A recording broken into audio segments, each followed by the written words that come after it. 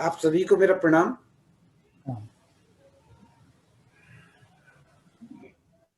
परिचय में सारी बात कह करके एक बात मेरे मन की जो है अशोक जी ने कह दी, और मैं स्वपन दा का भी धन्यवाद करता हूं कि उन्होंने मेरे विषय में जो विचार अपना रखा और मेरी बात उनको पसंद आई। मैं उनका भी हृदय से आभार व्यक्त करता हूं। तो नोएडो और बिलियास के समस्त पदाधिकारीगण, मेरे परम श्रद्धेय परम सम्मानीय अशोक जी जोशी, वास्तव में जो बात निकल कर आई है इसमें कोई दो राय नहीं है कि मैं एक टेक्निकल व्यक्ति हूं। मैं भारत इलेक्ट्रॉनिक्स में 40 साल सर्विस करने के बाद, ये जरूर है कि बीएमएस में भी 40 साल से काम कर रहा हूँ, 40-42 साल से, मगर जो है इंश्योरेंस सेक्टर के लिए, बैंकिंग के लिए, इसके लिए मैं एक बच्चा हूं। मगर मैं आप लोगों से सीख करके उसको आगे बढ़ाऊंगा। ये भी मैंने आपको पहले भी बोला है, मैं अभी भी बोलता हूँ, मगर जो भी करूंगा शुद्ध संकल्प के साथ, अच्छे मन के साथ और सहजता के साथ करूंगा। तो आज हम बड़े शुभ अवसर पर बैठे हैं कि श्रद्धेय दत्तोपंत ठेंगड़ी जी का जन्म शताब्दी वर्ष का कल समापन है।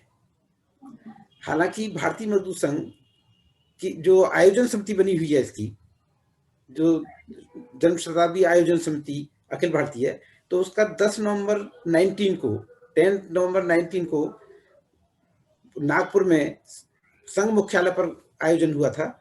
और अभी 10 नवंबर को जो कल जो है ये दिल्ली में होना था, मगर जो है कोविड के चलते ये संभव नहीं है, तो वो आयोजन, मुख्य आयोजन जो है वो फरवरी में शिफ्ट हो गया है। मगर हम अपनी अपनी यूनियंस के स्तर पर इस आयोजन को आयोजित करेंगे। तो मैं जो है थोड़ा सा आपको भारतीय मजदूर संघ के विषय में कुछ ये बताना चाहता हूं कि भारतीय मजदूर संघ की आवश्यकता क्यों पड़ी। और श्रद्धेय दत्तोपंत ठेंगड़ी जी, वो तो एक संघ के प्रचारक थे, उनको ट्रेड यूनियन से कोई लेना देना नहीं था। मगर जो है ये विचार किया गया कि जब 1955 में 1955 में जब भारतीय मजदूर संघ की स्थापना करने की विचार बना, विचार पहले से चल रहा था, जब 23 जुलाई 1955 को भोपाल में इसकी स्थापना की गई, तो ये आप बिल्कुल निश्चित समझिए कि उस समय भारत का ट्रेड यूनियन मूवमेंट अपने पीक पर था, चरम पर था, और ट्रेड यूनियन लीडर्स की दादागिरी चलती थी, गुंडागर्दी चलती थी। तो वहां पर दो ही स्थिति थी, या तो मालिक सशक्त होता था तो वो शोषण करता था, और यदि जो है यूनियन मजबूत है तो यूनियन शोषण करती थी। तो उस समय ये दिखा कि जो है इस टकराहट में, इस लड़ाई में मजदूर और देश का व्यवसाय, देश का उद्योग, यही दोनों जो है खत्म होने वाले हैं। इसलिए जो है संघ ने विचार किया कि अगर इस तरह से ये चलता रहा तो वो जो है, एक कहता है मैं ज्यादा से ज्यादा लूंगा और एक कहता है मैं कम से कम दूंगा, और वो केवल जो है मालिक और मजदूर इन दोनों के बीच में ही लड़ाई थी। तो जो है ठेंगड़ी जी ने विचार किया कि भाई जो है जो भी उत्पादन होता है, वो उत्पादन जिसके लिए होता है वो कौन है? वो कंज्यूमर है, वो उपभोक्ता है, वो ग्राहक है। तो यदि हम कोई भी सेटलमेंट कर रहे हैं, कोई वेस्ट सेटलमेंट कर रहे हैं, तो हम जो है केवल मजदूर और मालिक, ये दोनों तक ही सीमित कैसे है? हमें जो है उसमें तीसरे पक्ष ग्राहक को भी ध्यान में रखना होगा। तो उस धारणा को लेकर के कि देश का उद्योग बचे, मजदूर को उसका हक मिले, तो इसलिए जो है तो उस पीक टाइम में भी हमने कहा कि ये संघर्ष बंद होना चाहिए, और हम जो है भारतीय मजदूर संघ की स्थापना हुई। भारतीय मजदूर संघ की स्थापना जब हुई तो आप आश्चर्य करेंगे कि ना कोई यूनियन थी, ना कोई सदस्य था, ना कोई कोष था। श्रद्धेय ठेंगड़ी जी ने कुछ स्वयंसेवकों को इकट्ठा करके उस समय उसकी स्थापना की। मगर स्थापना करने के बाद जब वो प्रवास पर निकले तो उन्होंने एक बात साफ कही, मेरी बात को बड़े ध्यान से सुनिएगा, कि जो है ये मैंने स्थापना की है, तो उसको जो है ट्रेड यूनियन को जानने से पहले, स्थापना बीएमएस की स्थापना करने से पहले ट्रेड यूनियन है क्या, क्योंकि वो तो प्रचारक थे। तो उन्होंने जो है इंटक में और एटक में काम किया। इंटक और एटक में जो है इस लेवल का काम किया कि वो जो है एक नेता एटक के बड़े नेता के खिलाफ चुनाव लड़े और वो जीत गए। मगर उसके बाद उन्होंने कहा कि भी जो है मैंने आपसे सीखा, मगर मेरा उद्देश्य ये है कि मैं ये जानना चाहता था कि जमीन पर लड़ाई क्या है और वास्तव में मजदूरों की चिंता क्या है, कौन कर रहा है। मगर आप लोग जो है मजदूर की चिंता नहीं कर रहे हैं, वास्तव में जिसके लिए आप बने हैं, आप केवल संघर्ष कर रहे हैं। तो उन्होंने जो है ये कहकर के फिर अपनी स्थापना की। तो स्थापना होने के बाद में ये लगभग 55 से लेकर के 62 तक पूरे देश के अंदर उन्होंने प्रवास किया। धीरे धीरे करके यूनियनें खड़ी की और यूनियनें खड़ी करके धीरे धीरे से काम शुरू हुआ। तो पहला जो है फर्स्ट कॉन्फ्रेंस जो होता है, ऑल इंडिया कॉन्फ्रेंस हुआ था, अधिवेशन हुआ था भारतीय मजदूर संघ का, वो 1967 में हुआ था। तो इसका मतलब क्या है कि 1967 में जाकर के हम ऑल इंडिया स्वरूप बन पाए और एक अधिवेशन कर पाए। तो एक तरह से ये अगर माने हम तो स्थापना जरूर 55 में हुई, मगर काम हमारा जो है 62 के बाद ही प्रॉपर तरीके से प्रारंभ हुआ और 67 में जाकर के हम उसका अधिवेशन कर पाए।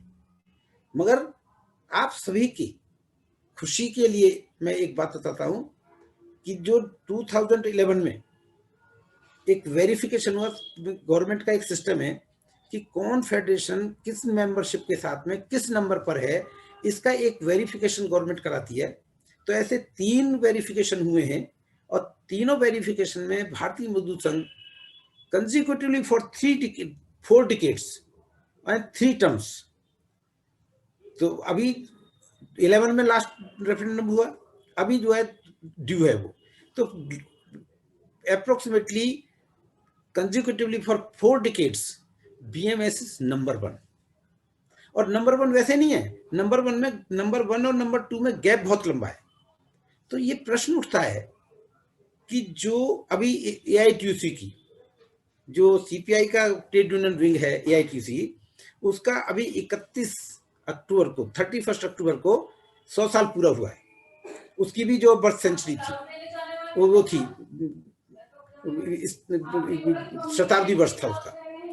तो जो 100 साल से ट्रेड यूनियन काम कर रहा था और हमारा मात्र जो है 60 साल का संगठन या 55 साल का संगठन, वो सबको बीट करते हुए आगे निकल गया।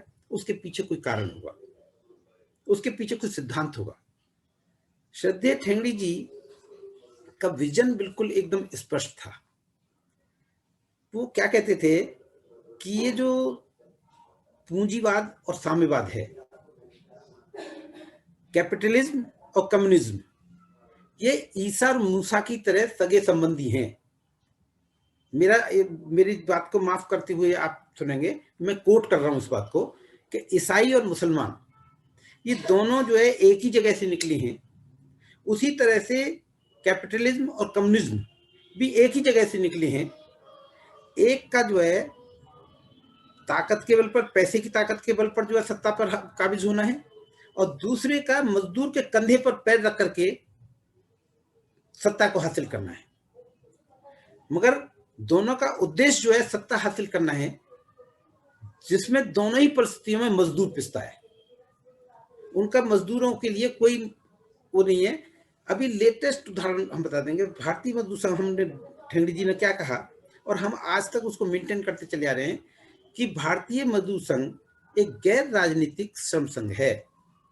भारतीय Mazdoor Sangh is a non political trade union organization. अभी कई बार एक प्रश्न खड़ा होता है कि भाई ट्रेड यूनियन ये जो है non political trade union organization है, तो लोग तो कहते हैं कि बीजेपी के साथ इसका संबंध है। मेरी बहुत लोगों से बात होती है जो हमारी परंपरा को नहीं जानते हैं, भारतीय मजदूर संघ को नहीं समझते जानते हैं। तो आम आदमी के मन में ये शंका आती है कि शायद भाजपा और बीएमएस एक ही चीज है। मगर हम सरकार मानते हैं, हम सरकार को देश की सरकार मानते हैं। जो भी सरकार, तो हमने क्या नीति बनवाई कि हम non political trade union organization है और रेस्पॉन्सिव कॉपरेशन के आधार पर हमारी कार्य पद्धति काम करती है। रेस्पॉन्सिव कॉपरेशन का मतलब क्या हुआ कि जैसा सरकार व्यवहार करेगी मजदूर क्षेत्र के लिए, मजदूरों के लिए जैसा व्यवहार सरकार करेगी, वैसा ही रेस्पॉन्स हम सरकार को देंगे। मीनिंग देयर बाई कि अगर सरकार मजदूरों के हित में काम करती है, तो हम सरकार का सड़क पर आकर के स्वागत और सम्मान करेंगे और एक्नॉलेज करेंगे उसके डिसीजन को। और ऐसा एक बार नहीं, बहुत बार हुआ है। जैसे ही सरकार कोड ऑन वेजेस लेकर के आई, तो उस पर जो है BMS was the first organization जिसने गवर्नमेंट को एप्रिसिएशन लेटर दिया और प्रेस कॉन्फ्रेंस करके उसको बधाई दी। मगर जैसे ही जो है आईआर कोड आया, और आईआर कोड और जो है ओएसएच कोड में जो एंटी वर्कर प्रोविजंस हैं, उसको लेकर के हमने जो है सीरीज ऑफ एजिटेशंस किए। और लेटेस्ट जो है हमारा जो है 28 अक्टूबर को एजिटेशन था, कंट्री वाइड एजिटेशन था, that is called responsive cooperation. कि हम सरकार की ना आलोचना के लिए बने हैं, ना ही उसके समर्थन के लिए बने हैं। हम विरोध के लिए विरोध नहीं करते हैं, हम इश्यू बेस्ड समर्थन या विरोध करते हैं, रेस्पॉन्सिव कोऑपरेशन की थ्योरी पर काम करते हैं। तो ये रेस्पॉन्सिव जो कोऑपरेशन की थ्योरी है, इसको हमारे जो है जीवन में हम चरितार्थ करते हैं। मगर उन्होंने एक और बात कही थी, एक बात चलती है कि भाई ये जो है मेरी बैकग्राउंड कल जो है मैं नाम ही ले देता हूँ, कल मेरी बात हो रही थी सुपंदा से, तो सुपंदा ने कहा कि कोई अपना माइक बंद कर दे जरा, जो है किसी का माइक खुला हुआ है। म्यूट, सब लोग म्यूट कीजिए प्लीज, सब लोग म्यूट कीजिए, घर से आवाज आ रहे हैं, सब लोग म्यूट कीजिए। तो उन्होंने मेरे से कहा कि मैं जो है संघ बैकग्राउंड से नहीं हूं, मैं तो जो है मेरी आइडियोलॉजी बहुत पहले तक कहीं और थी, मगर जो है मुझे अच्छा लगा तो मैं यहाँ आया। तो मैं ये सभी लोगों को, सभी अपने भाइयों को ये स्पष्ट कर दूं कि ठेंगड़ी जी ने कहा था कि मैं स्वयंसेवकों का संगठन करने नहीं चल रहा हूँ, मुझे स्वयंसेवकों का संगठन नहीं करना है। मैं यहाँ जो जब आ गया और भारतीय मजदूर संघ चला रहा हूँ, तो मैं मजदूरों का संगठन कर रहा हूँ, मैं मजदूरों को संगठित करने के लिए चल रहा हूँ। दोनों में अंतर समझ लीजिए कि मैं स्वयंसेवकों का संगठन नहीं कर रहा हूँ, मैं मजदूरों का संगठन करने निकला हूँ। और मजदूरों का संगठन करने के लिए मजदूर को नमस्ते सदावत्सल्य नहीं आता, वो तो बेचारा सुबह को रोटी की तलाश में निकलता है और शाम तक मेहनत करके पसीना बहा करके जिस जैसे तैसे करके अपनी रोजी रोटी कमाता है, तो वो स्वयंसेवक कैसे हो सकता है। हमें जिस हालत में है मजदूर, जिस हालत में है कार्यकर्ता, जिस हालत में है, जिस आइडियोलॉजी से वो आया है, किसी भी आइडियोलॉजी से आया, कम्युनिस्ट से आया, कांग्रेस से आया, समाजवादी से आया, कहीं से आया है, हमको उसे जो है अपने साथ लेना है और उसको आत्मसात करना है, उसको हृदय से जो है स्वीकार करना है। और जब जो हमारे साथ काम करेगा, तो जब हमारे पास आएगा, तो अपने गुण और दोष दोनों को साथ साथ लेकर के आएगा। वो अपने गुण और दोष को दोनों को साथ साथ लेकर के आएगा, और जब गुण और दोष दोनों को साथ लेकर के आएगा और हमारे साथ काम करेगा, तो हमें उसके केवल गुण देखने हैं, हमको उसके दोषों पर जो है कोई नजर नहीं रखना, कोई फोकस नहीं करना। और धीरे धीरे करके काम करते हुए वो हमारी प्रणाली में ढल जाएगा, हमारे आचरण में ढल जाएगा। अगर बीड़ी पीता है तो बीड़ी छोड़ देगा, शराब पीता है तो शराब छोड़ देगा, कोई और दुर्व्यसन है वो उसको छोड़ देगा। मगर उसको एंट्री से पहले हम ये सर्टिफिकेट नहीं मांगेंगे कि आप जो है हमारी विचारधारा के हैं या नहीं। हमारी कोई विचारधारा नहीं है, केवल राष्ट्र सर्वोपरि, राष्ट्र सर्वोपरि, यही हमारी विचारधारा है। मैं आपको एक उदाहरण देता हूं, इसका बेस्ट उदाहरण देता हूं कि जो लोग लिंक करते हैं कि आप भाजपा से उसके मतलब ये बात मैं इसलिए कह रहा हूं कि कल मेरी बातें सुपंदा से हुई तो वो बहुत सारी चीजें मुझे क्लिक कर गई। अब पता नहीं मैं टॉपिक की तरफ चल रहा हूं या नहीं चल रहा हूं, पर मैं आपसे मन की बात कर रहा हूं, आपसे बिल्कुल अपने हृदय की जो बातें वो कर रहा हूं। एक बार एक जो है पत्रकार एनडीटीवी का मेरा इंटरव्यू लेने के लिए आया केंद्रीय कार्यालय में। केंद्रीय कार्यालय में इंटरव्यू लेने के लिए आया कि गिरीश जी मेरे को एक बात बताइए, मैं आज आपसे स्पष्ट पूछता हूं कि आप वोट भाजपा को देते हैं या नहीं देते हैं। मैंने कि ये तो वैसे प्रश्न जो है व्यक्तिगत है, और ये मेरा एक अधिकार है कि मैं वोट किसको देता हूं किसको नहीं देता हूं। मगर अगर आपके अंदर हिम्मत है तो जो आपने मेरे से प्रश्न किया है इसको कट मत करना, और इसको अपने चैनल पर जो मेरे इंटरव्यू है उस इंटरव्यू के साथ इसको चलाना। अगर ये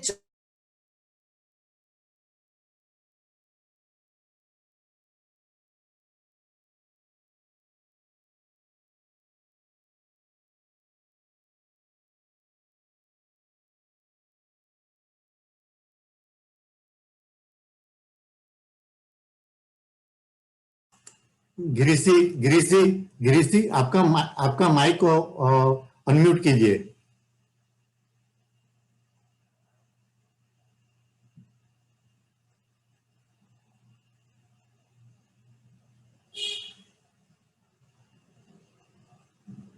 अनम्यूट कीजिए सर।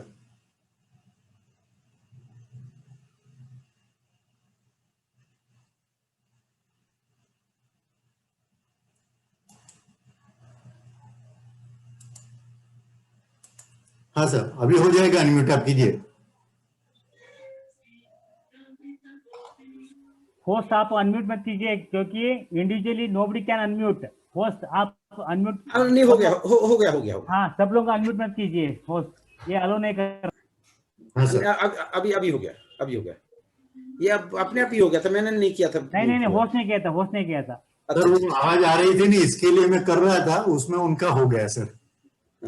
कोई बात नहीं है। तो कितनी देर के लिए अनम्यूट हुआ था, म्यूट हुआ था?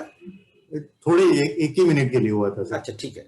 तो उन्होंने मेरे से पूछा, तो मैंने कहा कि भाई एक तरफ जो है मेरे पास विकल्प है वोट डालने के लिए कि जो देश की अखंडता के लिए बात करता है, धारा 370 की बात करता है, राम मंदिर की बात करता है। राम मंदिर में जो है इसको रिलीजियस कारण से नहीं कह रहा हूँ, राम मंदिर को मैं आस्था के कारण नहीं कह रहा हूँ।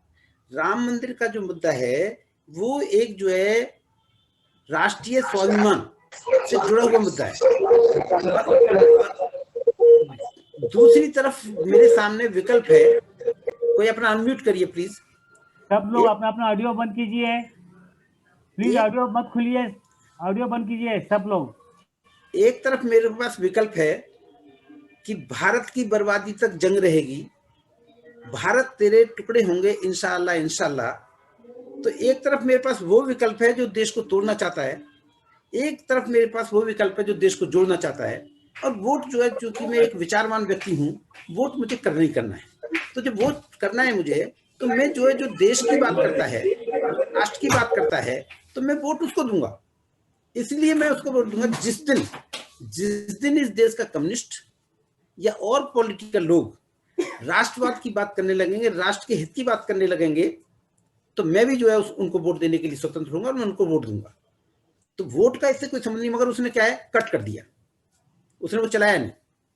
क्योंकि हम ऑनेस्ट लोग हैं, हम हिपोक्रेट लोग नहीं हैं। हम कहते कुछ हों या करते कुछ हों, ऐसा हम नहीं करते। हम कम्युनिस्टों की तरह हिपोक्रेट नहीं है, हम साफ सपाट लोग हैं, दिल के साफ लोग हैं। जो मन में आता है, जो विचार है हमारा, वही विचार हम करते हैं। तो मैं चल रहा था कि चलते चलते धीरे धीरे करके लोगों को हुआ। अभी क्या है, आपके यहाँ क्या दिक्कत है? आप मैं एक वर्गीकरण करता हूं, दो चीजों को डिस्टिंग्विश करता हूं कि एक वो इंडस्ट्रीज हैं जो इंडिपेंडेंस से पहले की हैं, एक वो इंडस्ट्रीज हैं जो इंडिपेंडेंस के बाद की हैं। तो ये जो आपकी इंडस्ट्री हैं, ये सब इंडिपेंडेंस से पहले की हैं। तो उनमें क्या,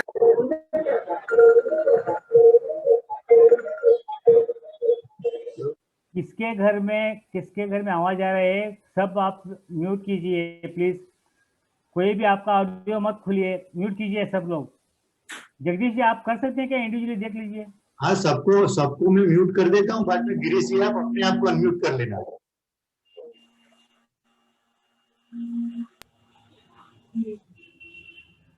ठीक है, अब ठीक है। तो ये जो सारा सिलसिला चल रहा है, तो रेलवे हो गया, बैंक्स हो गए, इंश्योरेंस हो गया, पोर्ट एंड डॉक हो गया। वो रेडमी नोट किसका है देख लिया, रेडमी नोट किसका है देख लिया, रेडमी नोट। तो रिमूव कर दिया मैंने। हाँ कर दे, रिमूव कर दीजिए आप। कौन? ठीक ठीक है, ठीक है। तो ये जो है, ये क्या है, ये वहीं से एक खेल चला, सत्ता और कम्युनिस्टों का एक फ्रेंडली मैच चला कि इन्होंने जो है आप यहां से खाइए, हम यहां से खाते हैं। इसी वजह से भारतीय मजदूर संघ के अस्तित्व में आने की आवश्यकता हुई और हम धीरे धीरे करके अपने मिशन की तरफ बढ़ रहे हैं। तो अभी जो है, एक ध्यान से सुन लीजिए कि कम्युनिस्ट क्या है। ठेंगड़ी जी ने, हम जो बोल रहे हैं ये सब जो है, चाहे किसी किताब में हो, हमने जो कुछ सुना है वो श्रद्धेय ठेंगड़ी जी से सुना है। और हम उन लोगों में से हैं, मैं इस ग्रुप में अपनी और श्रीमान जोशी जी की जरूर कह सकता हूं कि हम उन ब्लेस्ड लोगों में से हैं, आशीर्वादित लोगों में से हैं, जिनको जो है श्रद्धेय ठेंगड़ी जी के साथ साक्षात काम करने का अवसर मिला है। इस कंधे पर न जाने कितने बार उन्होंने हाथ रखा हुआ, तो उस हाथ का जो स्पर्श है वो आज तक हमारे साथ चल रहा है। वो हाथ का स्पर्श हमें जो है आचरण देता है। जब कहीं हम भटकने की कोशिश करते हैं तो वो हाथ हमको एहसास करा देता है, नहीं तुम इसलिए नहीं आए हो यहाँ पर। इसलिए मैं क्या कहता हूं आपसे कि प्रभारी या कोई और चीज, ये सब व्यवस्था है संगठन की। आप मुझे बताएंगे कि मैं जो है आपके क्षेत्र में इंश्योरेंस में अशोक जोशी जी का प्रभारी कैसे हो सकता हूं? आप जरा कल्पना करिए। वो मेरे से आयु में, बुद्धि में, ज्ञान में, विवेक में हर तरह से उत्तम है मेरे से। और यदि जो है मैं ये सोच लूं कि मैं उनका प्रभारी हूं या वो मेरे सह प्रभारी हैं, तो मैं वास्तव में क्या हो जाऊंगा कि मैं चला था स्टूडेंट बनने के लिए, मैं अपने आप को प्रिंसिपल मान लूंगा, और जो श्रीमान जोशी जी से मुझे सीखने को मिलना चाहिए वो सीख नहीं पाऊंगा। मेरे लिए आप सभी टीचर हैं, इंश्योरेंस सेक्टर के लिए आप सभी मेरे लिए टीचर हैं, और मैं आपका जो है केजी का स्टूडेंट हूं। तो जब जो है एक स्टूडेंट टीचर से सीखने के लिए जाता है तो उसके श्रद्धा का भाव जो है टीचर के प्रति होता है, स्टूडेंट के प्रति तो केवल प्यार का भाव होता है। तो इसलिए मैं कहता हूं कि मैं आप लोगों से सीखूंगा, आगे बढ़ूंगा, मगर काम जितना भी करूंगा वो बिल्कुल समर्पण भाव से करूंगा। और मेरे को ईश्वर ने एक सेवा भाव के लिए बनाया है, और बीएमएस ने मुझे सेवा का अवसर जो है आप लोगों के लिए दिया है, इंश्योरेंस सेक्टर के लिए मुझे सेवा का दिया है। तो सेवा जो है, मैं अक्सर कहता हूं, तो मैं अपने भाव आपसे भी व्यक्त करता हूं। सेवा का मतलब है कि सेवा किसकी कौन करता है? सेवा जो है सेवक करता है, और सेवक अपने स्वामी की सेवा करता है। तो इस नाते यदि इंश्योरेंस सेक्टर में सेवा करने के लिए मुझे बीएमएस ने मौका दिया है, अवसर दिया है, तो मैं आपका सेवक के भाव से और आपको स्वामी का रूप देते हुए सेवा करूंगा। मगर एक बात का ध्यान रखना होगा, एक बात का ध्यान रखा होगा कि मैं सेवक उसी का हूं जो भारतीय मजदूर संघ की सेवा कर रहा है। इसमें थोड़ा पेच है, थोड़ा सा पेच। जो भारतीय मजदूर संघ की सेवा करेगा वो मेरा स्वामी है, मगर जो भारतीय मजदूर संघ को डेंट मारने की कोशिश करेगा उसका मैं सेवक नहीं हूं, उसकी सेवा नहीं करूंगा, उसका इलाज करूंगा, उसके विकार का इलाज करूंगा, जो बीएमएस में रह करके बीएमएस के साथ राजनीति करना चाहता है। क्योंकि हम श्रद्धेय ठेंगड़ी जी की एक बात को बहुत सब लोग कहते हैं कि Bharatiya Mazdoor Sangh is a non political trade union organization, मगर मैं एक बात कहता हूं कि इन दी ऑर्गेनाइजेशन एवरी कार्यकर्ता is politician. Organization is non political but every कार्यकर्ता इज पॉलिटिशियन। तो वो जो है एक बात और कहते थे, मैं आप सबसे भी एक हाथ जोड़ करके निवेदन करता हूं, मेरी बात का अदरवाइज मत लेना, अन्यथा नहीं लेना, कि हम लोग जो टीम बना करके चल रहे हैं इसमें जो है राजनीति का, दुर्व्यवहार का या किसी भी तरह के प्रपंच की कोई स्कोप नहीं है। हम बिल्कुल सरल तरीके से काम करेंगे, सरल तरीके से काम करते करते अपने काम को आगे बढ़ाएंगे। और तो वो क्या कहते थे ठेंगड़ी जी कि ये पागलों का संगठन है। आप मेरी बात पर गौर करिए, ये पागलों का संगठन है। अधिक चतुर और चालाक लोग इससे दूर रहें, अधिक चतुर और चालाक लोग इससे दूर रहें, क्योंकि वो लंबे समय तक हमारे साथ चल नहीं पाएंगे। हमें तो ऐसे पागलों की जरूरत है जो अपनी घर की कॉस्ट पर, अपनी नौकरी की कॉस्ट पर, अपने स्वास्थ्य की कॉस्ट पर रात दिन इसके काम में लग सकता है, ऐसे पागलों की जरूरत है, निस्वार्थ भाव से इसमें लग सकता है, तो ऐसे हमें पागलों की जरूरत है, बहुत चतुर और चालाक लोग इससे दूर रहें। तो मेरा आपको भी ये संकेत है कि बिल्कुल सहज भाव से संगठन के लिए काम करना। एक चीज चलती है कि जो ऐसा कार्यकर्ता हैं उनमें मतभेद हो गया, जनरल सेक्रेटरी प्रेसिडेंट में मतभेद हो गया, तो हम कब मना करते हैं? मतभेद में कोई बुराई नहीं है। मतभेद जो है, दो विचारशील लोगों में मतभेद हो ही सकते हैं।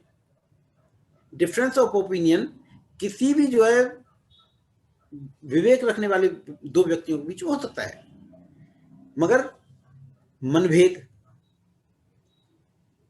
कि दो पदाधिकारियों के अंदर बातचीत ही बंद हो जाए, एक दूसरे की शक्ल देखना पसंद नहीं करें, एक दूसरे को रिपोर्टिंग नहीं करें, तो वो तो मतभेद नहीं है, वो तो मनभेद हो गया। और मनभेद, मेरा ये मानना है कि मनभेद जब तक कुछ स्वार्थ क्लैश नहीं कर रहा होगा, जब तक interest clash, personal interest clash नहीं करेगा, तब तक जो है मनभेद की गुंजाइश नहीं बन सकती। जब तक आप सेल्फलेस सर्विस करेंगे तो केवल मतभेद तक की गुंजाइश है, जब आपके सेल्फ इंटरेस्ट क्लैश करेंगे तो मनभेद की गुंजाइश है। तो सेल्फ इंटरेस्ट जब आ गया तो फिर जो निस्वार्थ है, सेल्फलेस है, वो खत्म हो जाता है। तो हमको भगवान ने एक अच्छे प्लेटफॉर्म पर सेवा करने का अवसर दिया है, तो जब सेवा करने का अवसर दिया, हम समय देते ही हैं, तो ईमानदारी के साथ इसके साथ सेवा करेंगे। और जो है, मैं आपको विश्वास के साथ बताता हूं कि कम्युनिस्ट एक्सपोज हो चुकी हैं, क्योंकि कम्युनिस्टों ने क्या किया इस देश के अंदर? इंडस्ट्रीज को बर्बाद किया है। मैं एक कोटेशन मुझे याद आ रहा है कि कार्ल मार्क्स कहते थे कि संपूर्ण कम्युनिस्ट क्रांति लाने के लिए मजदूर का पेट भूखा होना चाहिए, उसके कनस्तर में आटा नहीं होना चाहिए, उसके पेट में जो है भूख की आग होनी चाहिए, क्योंकि भूखा आदमी ही क्रांति ला सकता है, भूखा आदमी ही क्रांति लाने के लिए मरने के लिए तैयार हो सकता है। इसलिए ट्रेड यूनियन में कभी जेन्युइन ट्रेड यूनियन को डेवलप मत होने देना। ट्रेड यूनियन में कभी भी जेन्युइन ट्रेड यूनियन को डेवलप मत होने देना, क्योंकि जेन्युइन ट्रेड यूनियन क्या होती है? BMS is a genuine trade union. Genuine trade union क्या होती है कि यदि जो है हम नेगोशिएशन के लिए जा रहे हैं टेबल पर मैनेजमेंट से, हमने जो है 20 रुपए की डिमांड की है और मैनेजमेंट 5 रुपए से शुरू करती है, तो हम कहीं नेगोशिएट करके 8 पर, 10 पर, 12 पर कहीं समझौता कर लेंगे और मजदूर को दिला देंगे। अब वो समझौता हो गया और मजदूर को पैसा मिल गया तो उसका फ्रस्ट्रेशन खत्म हो जाएगा। मगर कम्युनिस्ट क्या करते हैं कि पहले तो मांग ही इतनी करेंगे कि वो अचीवेबल ना हो, मगर जैसे ही वो जो है जितनी भी बाइलेटरल डिस्कशन के द्वारा अचीव होने को होती है, तो तुरंत उस पे से पलटी मार करके वो आगे बढ़ जाते हैं, ताकि एक फ्रस्ट्रेशन बना रहे, एजिटेशन का राह पकड़ लें।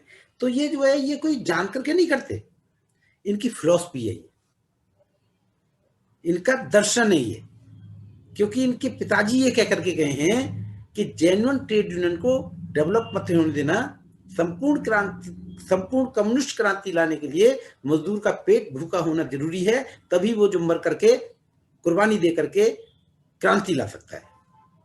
तो ये जो सारी चीजें हैं, ये जो है भारतीय मजदूर संघ और बाकी जो ट्रेड यूनियन संगठन है, वो लोग कहते हैं कि भाई जो है अंतर क्या है, आप भी ट्रेड यूनियन है, वो भी ट्रेड यूनियन है, तो अंतर क्या है कि वो कहते हैं चाहे जो मजबूरी हो और मांग हमारी पूरी हो। हम क्या कहते हैं? देश के हित में करेंगे काम और काम के लेंगे पूरे दाम। हम मजबूरी में नहीं। भाई ये कैसा पॉसिबल है कि एक इंडस्ट्री में कोई नेचुरल क्लाइमेटी हुई, आग लग गई, फ्लड आ गया, कुछ ऐसा हो गया, ऑर्डर नहीं मिला, कंसाइनमेंट डूब गया, और हम कह रहे हैं कि नहीं मेरा तो बोनस का टाइम आ गया। अब आपकी क्या मजबूरी है, इससे मेरे कोई मतलब नहीं है, मेरे को तो बोनस चाहिए आज, नहीं तो हड़ताल। बीएमएस क्या कहता है कि नहीं, यदि जो है आपातकाल आ गया, चाइना ने जो है अटैक कर दिया हिंदुस्तान पर, तो ऑर्डिनेंस फैक्ट्रीज में बीएमएस ने यह आह्वान किया कि हम 24 आवर्स काम करेंगे और 8 घंटे से ज्यादा 1 घंटे का भी ओवर टाइम नहीं लेंगे।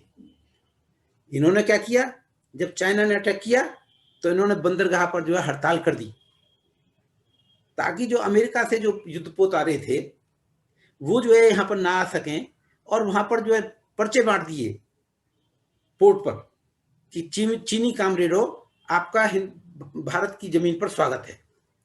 तो भारतीय मजदूर संघ और बाकी श्रम संघों में ये मूल अंतर है कि हम किसी की मजबूरी का फायदा नहीं उठाते, हम देश के हित में करेंगे काम, काम के लेंगे पूरे दाम, उस सिद्धांत को जो है चरितार्थ करते हैं। हम मजबूरी में कोई काम नहीं करते। दूसरी चीज, राष्ट्र हित, उद्योग हित, मजदूर हित।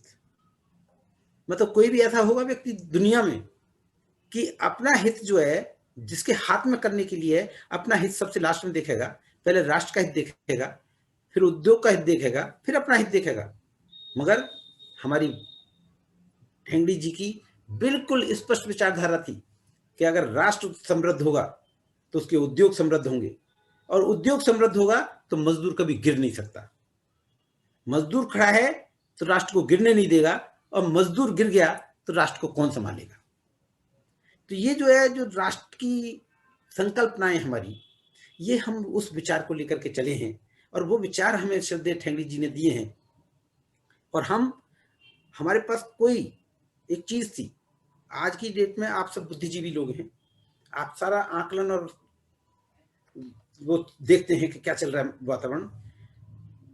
कम्युनिज्म और कैपिटलिज्म, साम्यवाद और पूंजीवाद, इस समय दो दुनिया में फेल हो चुके हैं बुरी तरह से। तो अब दुनिया में फेल हो चुके हैं तो फिर आगे क्या, हम क्या करेंगे। तो श्रद्धेय ठेंगड़ी जी दुनिया को रास्ता दिखा करके गए। वो एक विजनरी थे। वो जो उस समय काम जो चल रहा है उसी समय की बात नहीं करते थे, वो आने वाले हजारों साल की बातें हमको कह के गए। जब हमको जो है कहीं भटकाव होता है या रास्ता दिखाई नहीं देता है तो उनके किसी साहित्य को पढ़ते हैं, तो साहित्य में हमको रास्ता निकल आता है। तो उन्होंने कहा नहीं, ये दोनों फेल हो चुके हैं, इसलिए जो है हमको पूरी दुनिया को थर्ड वे एडॉप्ट करना पड़ेगा। हमको साम्यवाद पूंजीवाद फेल हो गया है, ये सिस्टम फेल हो गए हैं, क्योंकि ये जो है ये विकारवान थे, इसलिए फेल हो गए हैं। तो हमको थर्ड वे लेना पड़ेगा। और थर्ड वे क्या है, उद्योग परिवार। थर्ड वे क्या है, उद्योग परिवार। उद्योग जो है ना कोई उसमें मालिक है, ना कोई उसमें नौकर है, ना कोई मजदूर है, ये एक उद्योग है। उसमें जो है ये उद्योग का सारा परिवार है। और इसमें उद्योग और परिवार क्या है, हमने नारा दिया कि आय विषमता समाप्त हो, 1:10 अनुपात हो, 1:10 का रेशो होना चाहिए इनकम में। जो सबसे टॉप का व्यक्ति है उसका अगर 100 रुपया है तो नीचे वाले का कम से कम 10 रुपया होना चाहिए। ये आज का नहीं, हमारा आय विषमता समाप्त हो और 1:10 अनुपात हो, ये पूरा फॉर्मूला वो दे करके गए। तो जब जो उद्योग परिवार बन जाएगा और मैं ये मान लूंगा कि ये मेरा उद्योग है, राष्ट्र का, श्रमिकों का राष्ट्रीयकरण, राष्ट्र का उद्योगीकरण, उद्योगों का श्रमिकीकरण।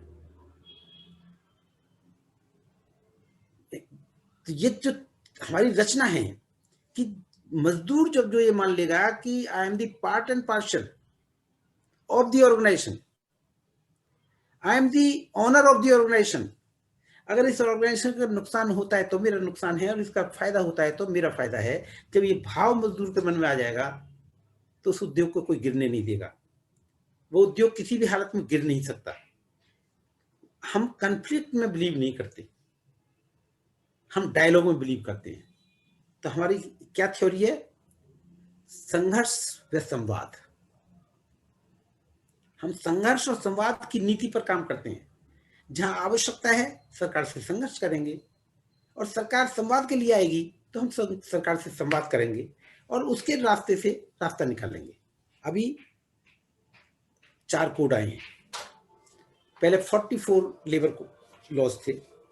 44 लेबर लॉज में से 15 जो है ऑब्सोलीट हो गए थे तो अभी 29 लेबर लॉज जो है एग्जिस्टेंस में थे, तो उन 29 लेबर लॉज को 4 लेबर कोड्स में वो कन्वर्ट कर दिया गया।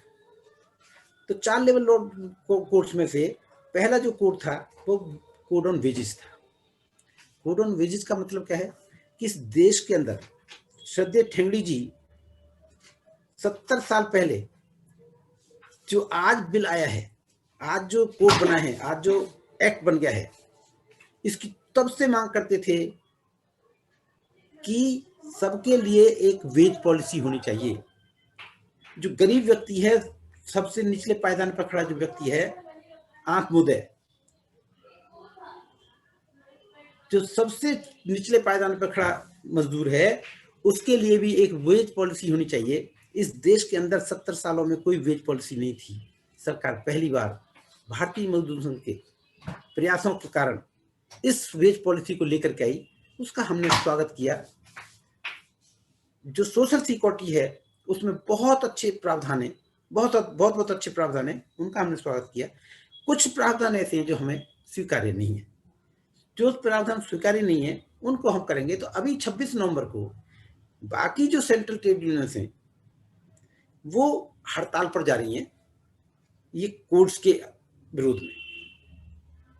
जो लेबर कोड्स हैं इनके विरोध में 26 नवंबर को अदर देन बीएमएस वो जो है हड़ताल पर जा रहे हैं। तो हमसे आकर के जो है पत्रकारों ने पूछा कि भाई आप भी विरोध कर रहे हैं लेबर कोड्स का और वो भी विरोध कर रहे हैं लेबर कोड्स का, तो वो हड़ताल पर जा रहे हैं तो आप हड़ताल पर क्यों नहीं जा रहे, आप अपना एजुकेशन अलग से क्यों कर रहे हैं। तो हमने कहा कि यदि उन्हें वास्तव में कोड्स में कुछ सुधार चाहिए होता तो वो जो है पार्लियामेंट के अंदर दोनों सदनों में डिस्कशन करते और इसमें जो है एंटी लेबर जो प्रोविजंस हैं उन पर सरकार को घेरते और सरकार पर दबाव डालते और उनको इम्प्रूव कराते। मगर उन्होंने उसमें कुछ भी करने की बजाय वहां से बायकॉट कर दिया। और आप सब बुद्धिमान लोग हैं, आप अच्छी तरह जानते हैं कि boycott is as good as support. सरकार को कोई मेहनत ही नहीं करनी पड़ी क्योंकि विपक्ष जो है पार्लियामेंट में था ही नहीं, ना लोकसभा में और ना राज्यसभा में, और दोनों सदनों से 2 दिन में वो पास हो गए और तीसरे दिन जो है राष्ट्रपति जी के पास जाकर के 29 अक्टूबर को इम्प्लीमेंट हो गए। अब उसके रूल्स बन रहे हैं और रूल्स बनते ही वो इम्प्लीमेंट हो जाएंगे। तो इन्होंने तो लोगों को, जो देश के मजदूर को धोखा दिया है।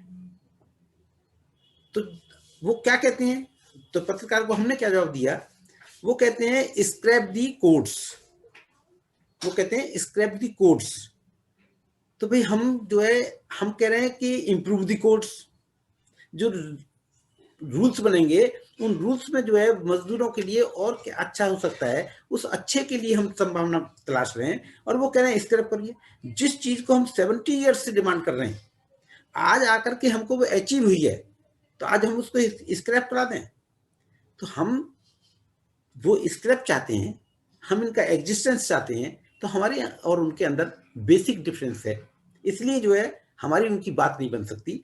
वो केवल विरोध के लिए विरोध करना चाहते हैं, हम विरोध के लिए विरोध नहीं करना चाहते। जो अच्छा है उसको स्वीकार करना चाहते हैं, जो गलत है उसका विरोध करना चाहते हैं। और जितनी भारतीय मजदूर संघ की ताकत है आप लोगों की बदौलत, हम पूरी शक्ति के साथ इसमें अपना विरोध कर रहे हैं। क्या हासिल होता है क्या नहीं होता है, अभी जो है हमें बुलाया गया है, हमारे सजेशंस लिए गए हैं। हमको जो है नवंबर में सजेशंस देने हैं। तो आप लोगों के पास भी जो है जो कोर्ट्स की जो है रूल्स आए हैं, रूल्स हम आपको जो है कर रहे हैं। माननीय जोशी जी के पास वो पहुंच चुके हैं, वो आपके साथ शेयर कर सकते हैं। अगर कुछ भी सजेशन आपका आता है तो मैं भारतीय मजदूर संघ की तरफ से आपसे जो सजेशंस जो है आप उसकी स्टडी करिए। बहुत बड़ा डॉक्यूमेंट नहीं है, उसमें जो भी सजेशंस आपको समझ में आते हैं वो सजेशंस हमको दीजिए। तो ये जो अंधी लड़ाई है, अंधी दौड़ है, ये अंधी दौड़ में हम शामिल नहीं होना चाहते। भारतीय मजदूर संघ का उद्देश्य भारतीय उद्योगों को उनकी सही राह पर लेकर के जाना, उत्पादन और उत्पादकता पर ध्यान देना और एक सौहार्दपूर्ण इंडस्ट्रियल एटमॉस्फेयर क्रिएट करना, ये भारतीय मजदूर संघ की प्राथमिकता है। भारतीय मजदूर संघ यहाँ नेतागिरी करने के लिए नहीं आया है। भारतीय मजदूर संघ का कोई भी कार्यकर्ता नेता नहीं है। वो वास्तव में एक सेवा के भाव से मैदान में आया है, सेवा के भाव से आपके बीच में आया है। और यही आप खूबी देखिए आप कि कम्युनिस्ट नेताओं का इतिहास देख लीजिए, आप इंटक के नेताओं का इतिहास देख लीजिए, आप एचएमएस के नेताओं का इतिहास देख लीजिए आप, जब तक या तो बिस्तर पर ना चले जाएं, बिस्तर पर जाने के बाद भी नहीं छोड़ते, और या जो है स्वर्गवासी ना हो जाए, तब तक जो है वो पद नहीं छोड़ते। मैंने अपनी आंखों से देखा है, श्रीमान गुरदास दास गुप्ता जी को दो दो लोग उठा करके लाते थे, and he was the general secretary of AITUC, मगर जो है पद नहीं छोड़ा। आज ब्रजेश जी उपाध्याय भारतीय मजदूर संघ के बहुत यशस्वी जनरल सेक्रेटरी थे, और उन्होंने बहुत बड़े काम अपने टेन्योर में दो टेन्योर में किए हैं। एक टेन्योर 3 साल का होता है, for 6 years he was general secretary. संघ से भी परमिशन ले ली गई।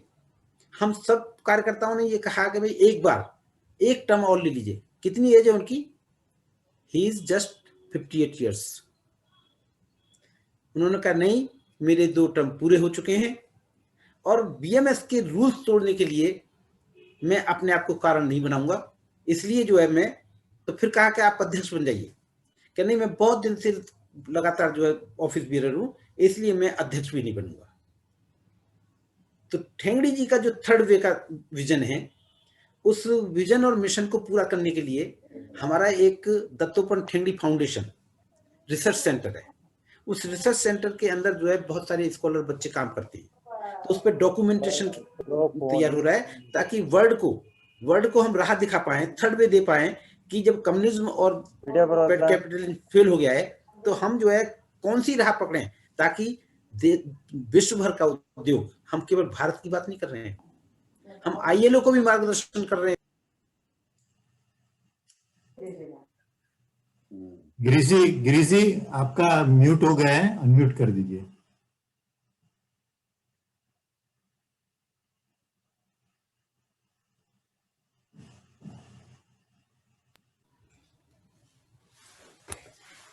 तो मेरे ख्याल से समय तो मैंने अभी, मेरे को भी आनंद आ रहा है, आपको भी मुझे लगता है कि बोर नहीं हो रहे होंगे। नहीं सर, अच्छा लग रहा है। हैं? अच्छा लग रहा है। समय तो 8 बज गए, मैं तो 1 घंटा ऐसे ही ले लिया आपका। नहीं, कंटिन्यू कीजिए, अभी 10 मिनट कंटिन्यू कीजिए आप। अच्छा, ठीक है, तो 10 मिनट के हिसाब से मैं इसको कंक्लूड करता हूँ। तो मैं आपसे ये निवेदन कर रहा हूँ कि हम जो काम कर रहे हैं, हम ट्रेड यूनियन नहीं चला रहे हैं। ट्रेड यूनियन चलाना हमारा शौक नहीं है। हमें राष्ट्र की सेवा में समर्पित भाव से राष्ट्र को परम वैभव पर ले जाने के लिए, जब तक उसका उद्योग बीमार रहेगा, आत्मनिर्भर नहीं होगा, जब तक हमारी डिपेंडेंसी दूसरों पर रहेगी, तब तक जो है हम अपने राष्ट्र का उत्थान नहीं कर सकते। तो हम ये काम जो कर रहे हैं, ये जो ट्रेड यूनियन चला रहे हैं, ये हम राष्ट्र के काम में एक आहुति डाल रहे हैं। इतना बड़ा हमारा प्रयास है, और हमारा विजन बिल्कुल स्पष्ट है कि हम आपस में भाईचारे के साथ, अच्छे संबंधों के साथ, मधुरता के साथ, एक दूसरे के साथ तालमेल बना करके काम करें। मैं तो इसी धारणा को मानता हूं। देखिए, ये भगवान की कृपा है। मैं यूपी के बुलंदशहर जिले में गांव में छोटे से किसान परिवार से निकल करके आया, छोटी सी एक नौकरी की। भगवान को कुछ मंजूर था। भारतीय मजदूर संघ में संघ की पृष्ठभूमि होने के कारण भारतीय मजदूर संघ को ज्वाइन कर लिया, तुरंत नौकरी लगते ही ज्वाइन कर लिया, और 1 साल के अंदर जनरल सेक्रेटरी बन गया उस यूनियन का, भारत इलेक्ट्रॉनिक्स में। उसमें कुछ डिस्प्यूट था, तो दोनों पक्षों ने कहा इसी को जनरल सेक्रेटरी बना दो। मतलब मैं जो है बिल्कुल प्री मैच्योर स्टेज में मुझे जनरल सेक्रेटरी बना दिया गया। और आज मैं एक छोटे से गांव में से निकल करके आप जैसे बुद्धिमान लोगों के सामने, मैं समझता हूं कि आपकी सबकी क्वालिफिकेशन मेरे से ज्यादा होगी, आपका जो है एक्सपोजर भी मेरे से ज्यादा होगा। मैं तो टेक्निकल आदमी, मैं तो जिंदगी में रडार बनाई, टेक्निकल आदमी था मैं। तो आप जैसे लोगों के सामने आज चाहे आपकी व्यवस्था हो, पर मुझे सुनने के लिए आप बाध्य हैं। मैं बोल रहा हूं और आप सुन रहे हैं, मगर मैं वास्तव में एक बहुत ही सिंपल, बहुत ही सामान्य, मेरे को कोई दिमाग में, कभी भगवान से भी प्रार्थना करता हूँ, आपसे भी निवेदन करता हूँ कि मुझे जो है कभी भी ऐसा एहसास मत कराना कि मैं आपसे कहीं अलग हूं या आपसे मैं कहीं ऊपर हूं। मुझे बहुत अच्छा लगा कि जब श्रीमान जोशी जी ने कहा कि गिरीश जी हम में से ही एक हैं, तो मेरी व्यथा उन्होंने दूर कर दी। मैं वास्तव में आप में से एक हूं और इंश्योरेंस सेक्टर में जो आखिर का आदमी हूं वो मैं ही। मैं फिर से अपने संकल्प को दोहराता हूं, जितनी ईश्वर ने मुझे बुद्धि दी है, जितना विवेक दिया है, मैं पूरे पुरुषार्थ के साथ, पूरी लगन और मेहनत के साथ, शुद्ध संकल्प के साथ इसको सेवा कार्य मान करके आपकी सेवा करूंगा। इसमें कहीं रात आपको, आधी रात आपको मेरी जरूरत पड़ती है, आप मुझे करिए। मेरे को इंश्योरेंस सेक्टर में बड़े भाई के रूप में और गाइड के रूप में पीएमएस ने मेरे साथ बहुत न्याय किया है कि एक नया सेक्टर मुझे दिया, मगर मेरे साथ में जो है मुझे जो है गाइड करने के लिए अशोक जोशी जी जैसा व्यक्तित्व दे दिया, तो मेरा काम बहुत आसान हो गया है। तो मैं जो आपके इश्यूज हैं, तो ये जो है श्रद्धेय ठेंगड़ी जी के प्रति हमारा सबका बहुत मान है, बहुत सम्मान है। और ठेंगड़ी जी जो है वो केवल शरीर से गए हैं, उनके विचार जो है जीवित हैं और उनके विचार जो है हजारों साल तक जीवित रहेंगे और इस विश्व के मजदूर आंदोलन को दिशा देते रहेंगे। तो ऐसे विजनरी अपने श्रद्धेय ठेंगड़ी जी का ये जन्म शताब्दी वर्ष चल रहा था, जिसका कल ऑफिशियली कल समारोह होगा। तो आपके जो दोनों लोगों के इश्यूज हैं, मैं कोई बड़ी बात तो नहीं कहता हूं।